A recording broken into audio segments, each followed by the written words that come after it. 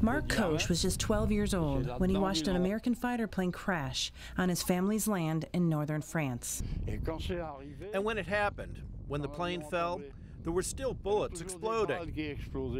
A P-47 Thunderbolt, like this one, plummeted to the ground nose first, creating a deep crater. It was about a week before D-Day. You heard a boom, and then the flames. The flames were up to 4 or 5 meters high.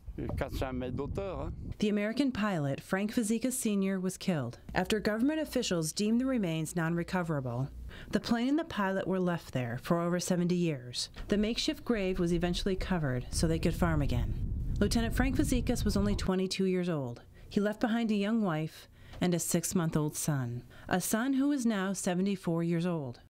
You know, he kind of was my hero. I kind of placed him, I guess, on a pedestal in a sense, and wanted to emulate him. As a kid, Frank Fazekas Jr. studied his father's war letters. He would later become a military pilot like his dad, flying cargo planes in Vietnam. Because I'm named after him, and I used to try to sign my name the exact same way.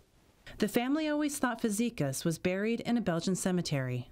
After his wife died in 2012, their son wanted to scatter her ashes next to his father. But a call in 2015 changed everything. He said, I'm with the University of Wisconsin, and we know where your father's plane crashed, and his remains were never recovered.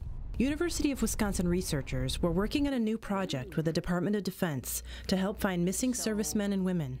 More than 82,000 Americans remain missing from World War II and other conflicts. Using reconnaissance photographs, witness accounts, and ground-penetrating technology, researchers were able to pinpoint the site where Fazekas went down. Archaeological digs in 2016 and 2017 uncovered some of his remains, along with some machine guns and plane debris. When Fazekas Jr. visited the site in 2016, workers gave him a minute alone. Being at the last location that his dad had on Earth was, of course, very moving and emotional for him. He even ended up putting on gloves himself, finding parts of his father's plane. I'm thinking this possibly could have been off the control stick. While in France, Fazekas Jr. met with a man who was present for his father's last moments, Mark Koch, who still lives about 300 feet from the crash site. I mean, it was like family almost. It was just, he and his wife were so gracious and so warm and welcoming. It was just amazing. And he was 12 years old. He gave me information that nobody else had. Nearly 75 years later, Frank Fazekas Sr. has finally returned home. He'll be buried at Arlington National Cemetery this month with his wife's ashes. I wanted to do this for him. I wanted to do this for my mother.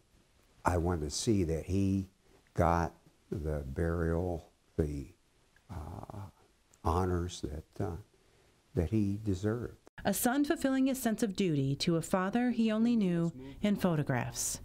Carrie Antelfinger, Associated Press.